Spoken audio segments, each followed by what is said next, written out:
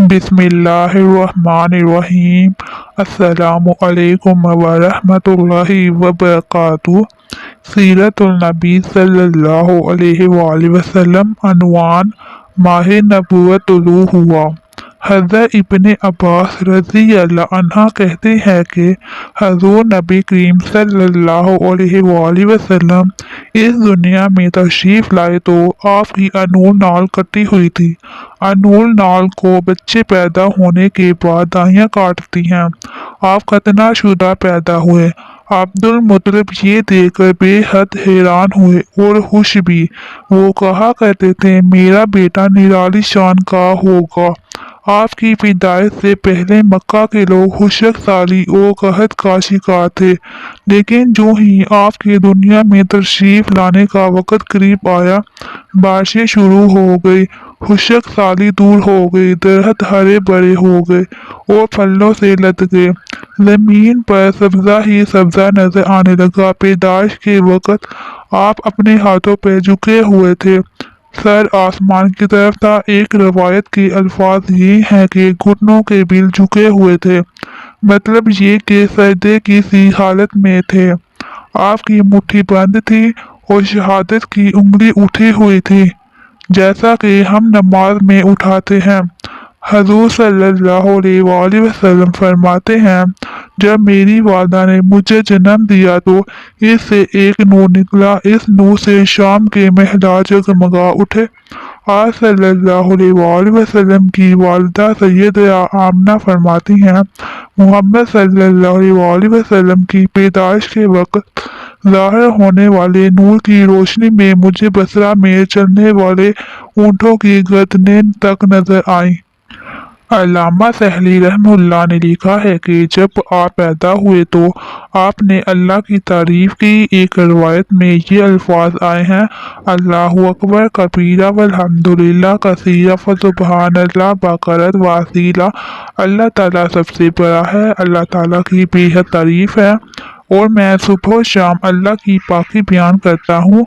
आपकी विलादत किस दिन हुई, इस बात पर सबका इत्तेफाक है कि वो पीर का दिन था। आप सुबह फज्र तुलू होने के वक़्त दुनिया में तशरीफ़ लाए।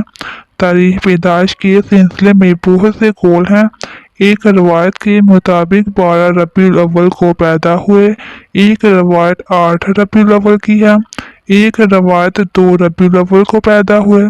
इस सिलसिले में और भी बहुत सी रवायात हैं। ज़्यादातर मौरखीन का ख्याल है कि आप 8 रबीउल अव्वल को पैदा हुए। तकवीम के तरीके के हिसाब से जब तारीख निकाली गई तो 9 रबीउल अव्वल निकली। मतलब ये कि इस बारे में बिल्कुल सही बात किसी को मालूम नहीं। इस पर सबका इत्तेफाक है कि महीना रबीउल अव्वल का था और दिन पीर का। ये भी कहा जाता है कि आपको पीर के दिन ही नबूवत मिली। पीर के रोज ही आपने मदीना मनवरा की तरफ हिजरत फरमाई और पीर के रोज ही आपकी वफात हुई।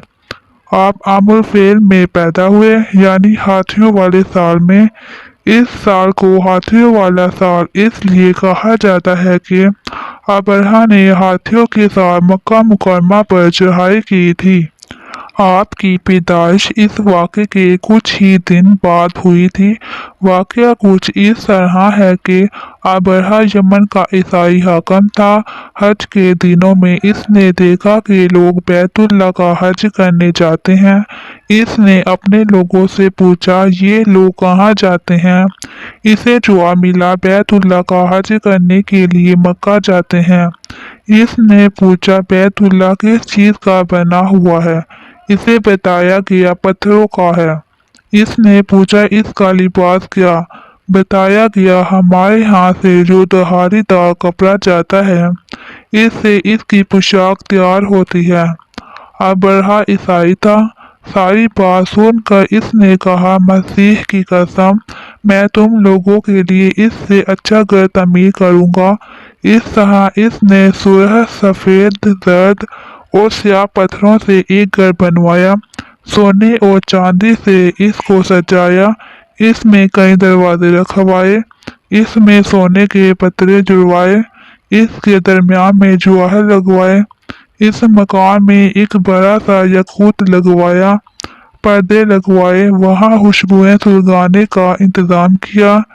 इसकी दीवारों पर इस कदर मुश्क मिला जाता था कि वो स्याह रंग की हो गई, यहाँ तक कि जवाहर भी नजर नहीं आते थे।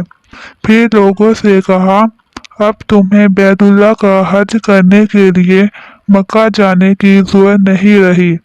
मैंने यही तुम्हारे लिए बैतुल्लाह बनवा दिया है, लिहाजा अब तुम इसका तवाफ करो।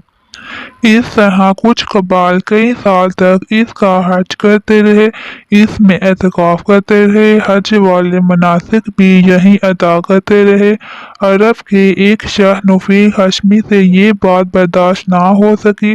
वो इस मसनूई खाना काबा के खिलाफ दिल ही दिल में कुढ़ता रहा।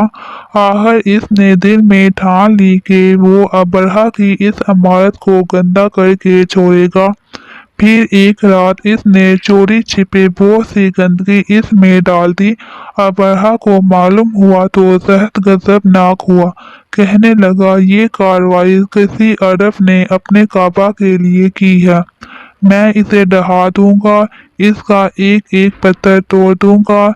इसने शामो खबशा को ये तफसीलात लिख दी।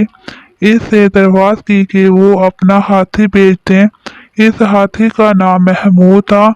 ये इस कदर बड़ा था कि इतना बड़ा हाथी रोए जमीन पर देखने में नहीं आया था। जब हाथी इसके पास पहुंच गया तो वो अपनी फौज लेकर निकला और मक्का का रुख किया। ये लश्कर जब मक्का के करबो जवार में पहुंचा तो अबरहा ने फौज को हुक्म दिया कि इन लोगों के जानवर लूट लिए जाएं। इसके हुक्म पर फौजियों ने जानवर पकड़ लिए। इनमें अब्दुल मुत्तलिब के ऊंट भी थे। नौफील भी इस लश्कर में अबरहा के साथ मौजूद था और ये अब्दुल मुत्तलिब का दोस्त था। अब्दुल मुत्तलिब इससे मिले, ऊँटों के सिलसिले में बात की। नौफील ने अबरहा से कहा, कुरैश का सरदार अब्दुल मुत्तलिब मिलना चाहता है। ये शख्स तमाम अरब का सरदार है, शरफ और बुजुर्गी इसे हासिल है, लोगों में इसका बहुत बड़ा असर है, लोगों को अच्छे अच्छे घोड़े देता है, इन्हें अतियार देता है, खाना खिलाता है। ये घोड़ा अब्दुल मुत्तलिब का तारुफ था। अबरहा ने इन्हें मुलाकात के लिए बुला लिया। अबरहा ने इनसे पूछा, बताइए आप क्या चाहते हैं। इन्होंने जवाब दिया, मैं चाहता हूँ मेरे ऊँट मुझे वापस मिल जाएं। इनकी बात सुनकर अबरहा बहुत हैरान हुआ। इसने कहा, मुझे तो बताया गया था कि आप अरब के सरदार हैं, बहुत इज्जत और बुजुर्गी के मालिक हैं, लेकिन लगता है मुझसे गलत बयानी की गई है, क्योंकि मेरा ख्याल था आप मुझसे बैतुल्लाह के बारे में बात करेंगे, जिसको मैं गिराने आया हूँ और जिसके साथ आप सबकी इज्जत वाबस्ता है। लेकिन आपने तो सिरे से इसकी बात ही नहीं की और अपने ऊँटों का रोना लेकर बैठ गए। ये क्या बात हुई। इसकी बात सुनकर अब्दुल मुत्तलिब बोले, आप मेरे ऊँट मुझे वापस दे दें, बैतुल्लाह के साथ जो चाहे करें, इसलिए कि इस घर का एक परवरदिगार है, वो खुद ही इसकी हिफाजत करेगा, मुझे इसके लिए फिक्रमंद होने की जरूरत नहीं। इनकी बात सुनकर अबरहा ने हुक्म दिया, इनके ऊँट वापस दे दिए जाएं। जब इन्हें इनके ऊँट वापस मिल गए तो इन्होंने इनके समों पर चमड़े चढ़ा दिए, इन पर निशान लगा दिए, इन्हें कुर्बानी के लिए वक़्फ़ करके हरम में छोड़ दिया, ताकि फिर कोई इन्हें पकड़ ले तो हरम का परवरदिगार इस पर गज़बनाक हो। फिर अब्दुल मुत्तलिब हीरा पहाड़ पर चढ़ गए। इनके साथ इनके कुछ दोस्त थे। इन्होंने अल्लाह से दरख्वास्त की, ऐ अल्लाह, इंसान अपने सामान की हिफाजत करता है, तू अपने सामान की हिफाजत कर। इधर से अबरहा अपना लश्कर लेकर आगे बढ़ा। वो खुद हाथी पर सवार लश्कर के दरमियान मौजूद था। ऐसे में इसके हाथी ने आगे बढ़ने से इनकार कर दिया। वो जमीन पर बैठ गया। हाथी बानों ने इसे उठाने की कोशिश की, लेकिन वो ना उठा। इन्होंने इसके सर पर ज़रबे लगाई आकाश चुपवाई मगर वो खड़ा ना हुआ। कुछ सोचकर इन्होंने इसका रुख यमन की तरफ किया तो वो फौरन इस तरफ चलने लगा। इसका रुख फिर मक्का की तरफ किया गया तो फिर रुक गया। हाथी बानों ने ये तजुर्बा बार बार किया। अबरहा ने हुक्म दिया हाथी को शराब पिलाई जाए ताकि नशे में इसे कुछ होश ना रहे और हम इसे मक्का की तरफ आगे बढ़ा सके। चुनांचे इसे शराब पिलाई गई लेकिन इस पर इसका भी असर ना हुआ।